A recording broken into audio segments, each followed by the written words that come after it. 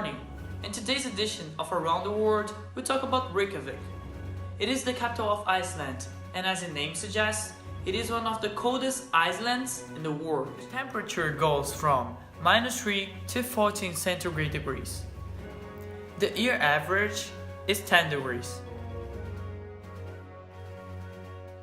Its geography is formed mostly by mountains, volcanoes, thermal springs and geysers. That happens because the country is located between two tectonic plates.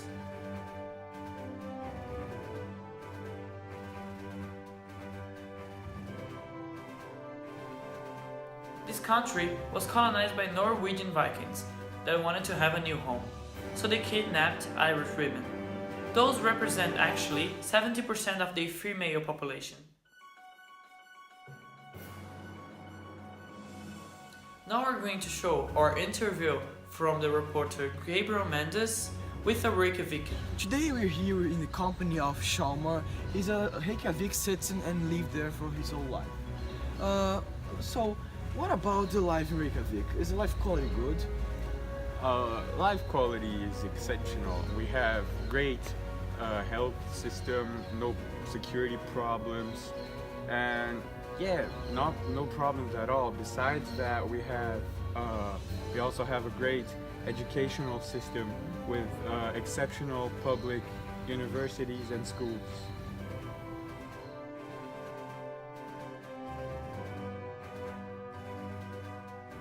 It's known that 80% of the Icelandic population live in Reykjavik, and there are more people coming from the outside.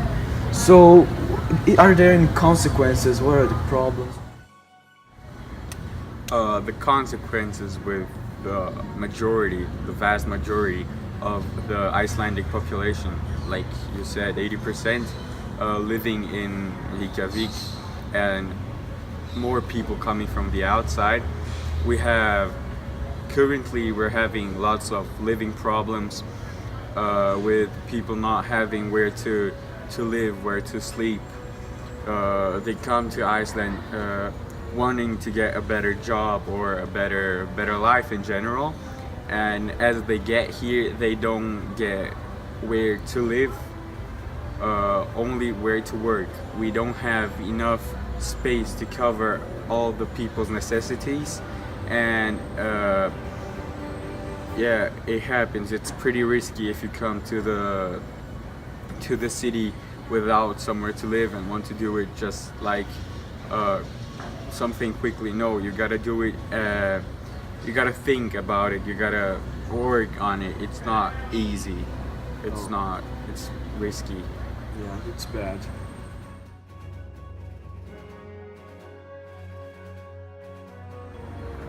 So, does the cold weather affect your daily routine? A curiosity about Iceland is it isn't that cold at all.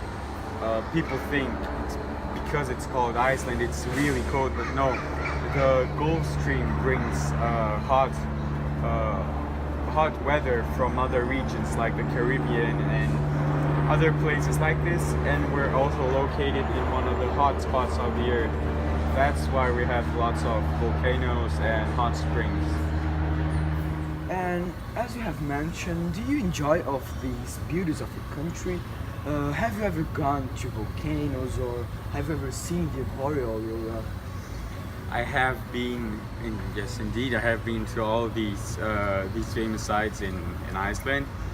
I have been in the majority of it with my family, as we always traveled together to see those famous sites, as we really enjoy it, and it's out of this world. It's really beautiful. As you're in Iceland, I would definitely recommend you to do at least one of them, if not all of them. Basically this.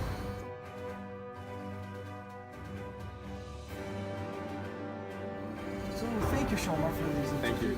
See you next time. See you. Hi, I'm Hafa, the tourist guide, and it's a pleasure to be with you guys.